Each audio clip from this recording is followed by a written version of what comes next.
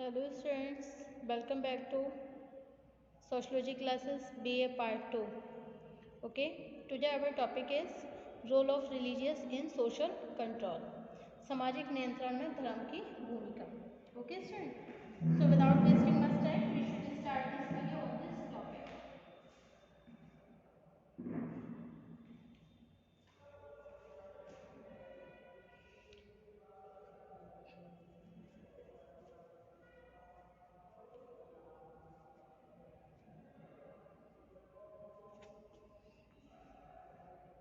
अलौकिक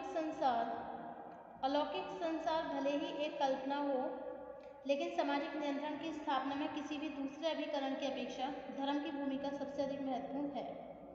धर्म के पास ना तो सरकार की तरह कानून की कोई शक्ति होती है और न ही आर्थिक संगठन की तरह व्यक्ति को विभिन्न वस्तुएं दे सकता है। धार्मिक विश्वास और नियमों के द्वारा व्यक्ति अपनी सांसारिक आवश्यकताओं को पूरा नहीं कर सकता। इसके बाद भी यह सच है कि व्यक्तियों को मानसिक सुरक्षा देकर धर्म उनके व्यवहारों पर जिस तरह नियंत्रण लगाता है, इसकी तुलना सामाजिक नियंत्रण के किसी भी दूसरे अभिकरण से नहीं की जा सकती है।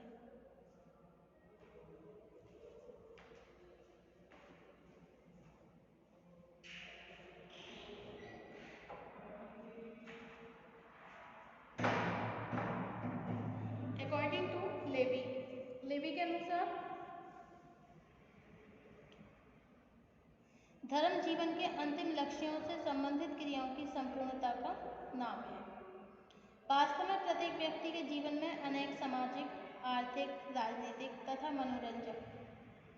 मनोरंजन संबंधी लक्ष्य होते हैं, लेकिन मानवीय गुणों का विकास वह अंतिम लक्ष्य है जिसके बिना कोई भी व्यक्ति अपने जीवन को व्यवस्थित नहीं बना सकता। यही कारण है कि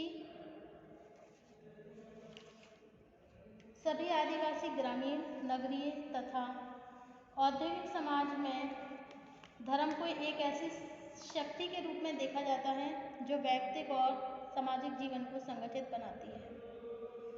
सामाजिक नियंत्रण में धर्म की भूमिका को इसके विभिन्न कार्यों की सहायता से समझा जा सकता है।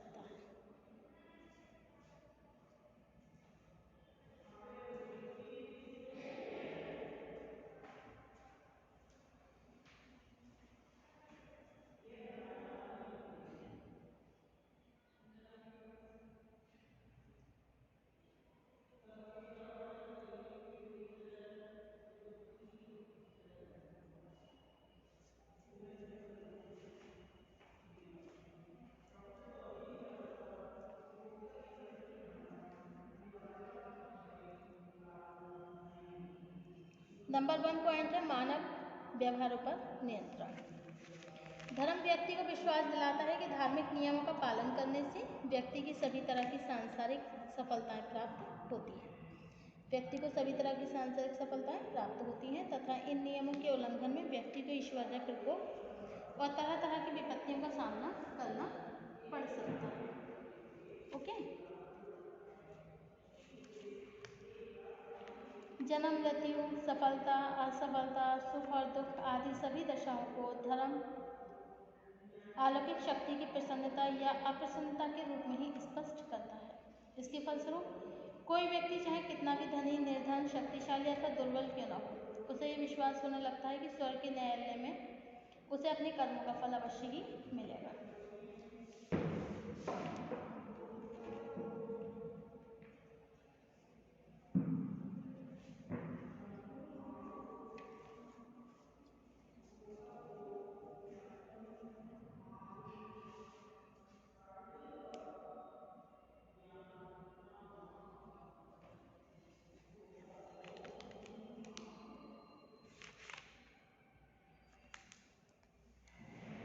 यही वह विश्वास है जो व्यक्ति को समाज विरोधी कार्य करने से रोकता है।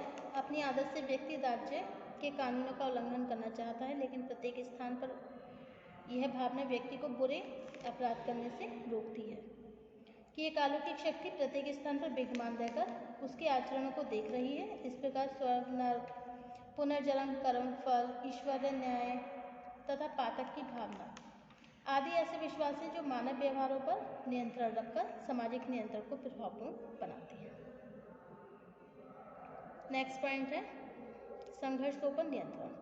विभिन्न समाजों में सामाजिक नियंत्रण की व्यवस्था तभी कमजोर होती है जब व्यक्ति एक दूसरे के अधिकारों पर आघात करके अधिक से अधिक सुविधाएं पाने का प्रयत्न करने लगता है।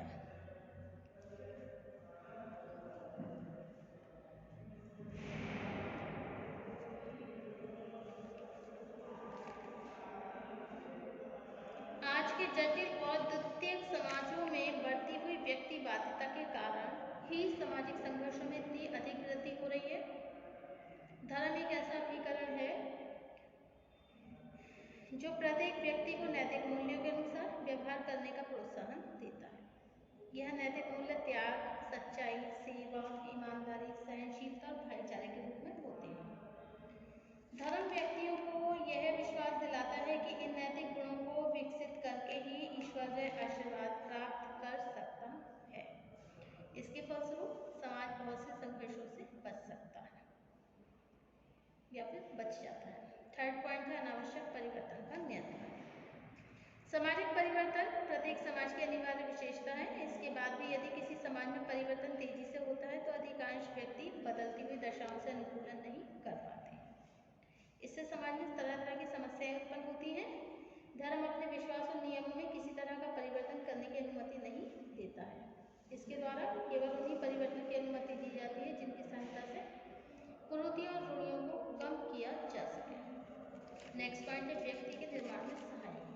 सामाजिक नियंत्रण के लिए व्यक्तिगत जीवन का संगठित होना आवश्यक है। व्यक्ति का जीवन तभी विकसित होता है जब उसमें निराशा, अलगाव, समाज विरोधी व्यवहारों में वृद्धि होने लगती है। जीवन में निराशा, असफलता, तनाव, भय, आकस्मिक विपत्ति आदि स्वयं ऐसी दशाएं हैं जो व्यक्ति में भावनात्मक असुरक्षा पैदा करके उसके व्यक्तित्व को विघटित कर सकती है। ओके, धर्म एकमात्र ऐसा अभिकरण है जो अलौकिक विश्वासों के द्वारा ऐसी प्रत्येक दशा में व्यक्ति को ढांढस बनाता है जो उसके भावनात्मक संतुलन को बनाए रखता है।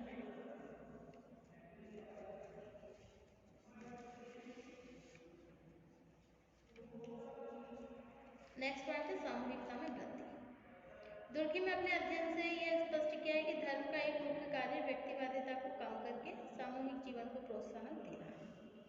व्यक्तिवादिता से समाज विरोधी, अनैतिक और हितवादी व्यवहारों को प्रोत्साहन मिलता है। इसी के कारण व्यक्ति समाज के नियम और कानूनों का उल्लंघन करने लगते हैं। इसके विपरीत धर्म सामूहिकता को प्रोत्साहन देकर सामाजिक जीवन को संगठित बनाता है।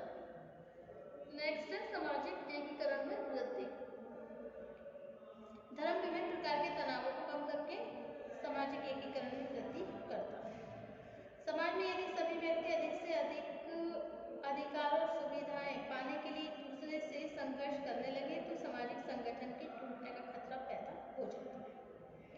नेक्स्ट पॉइंट है प्रथाओं व लोकाचारों के द्वारा नियंत्रण।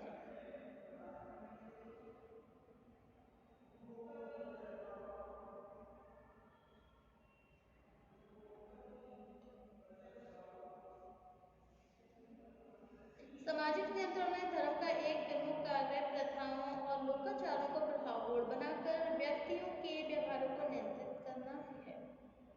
डेविस का कथन है प्रथाएं और लोकाचार समाज के नैतिक और सांस्कृतिक मूल्यों से संबंधित होते हैं।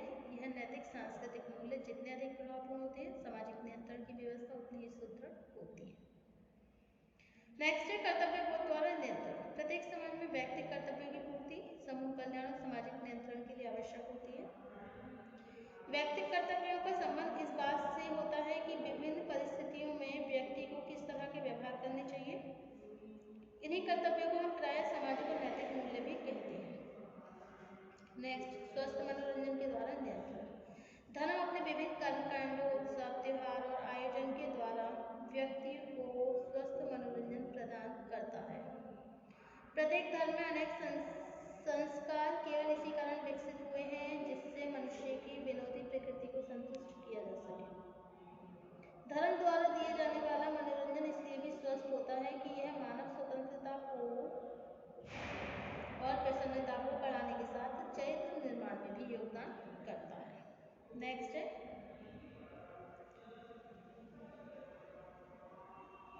समाज विरोधी व्यवहार पर नियंत्रण।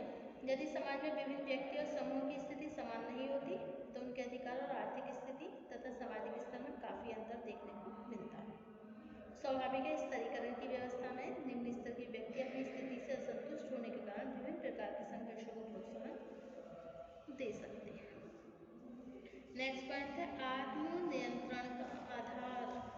जॉनसन का कथन है कि सामाजिक नियमों की सबसे अधिक अवहेलना वे लोग करते हैं जो अनेक प्रकार की निराशाओं से घिरे होते हैं। धर्म अपने विभिन्न विश्वास क्रियाकलाप के द्वारा व्यक्ति को स्वयं अपने बारे में मूल्यांकन करने का प्रोत्साहन देता है। जब हम किसी प्रियजन की मृत्यु को देखते हैं या आपांगिक विपत्तियों में शिकार लोगों की कठिनाइयों का मंथन करते हैं तो आत्मिक विकास को हम अब जीवन का वास्तविक सार मानने लगते हैं। इससे व्यक्ति में आत्मनियंत्रण बढ़ता है, स्वयं ही अपने व्यवहार में इस तरह संशोधन करने लगता है जो समाज की मर्यादाओं के अनुकूल हो।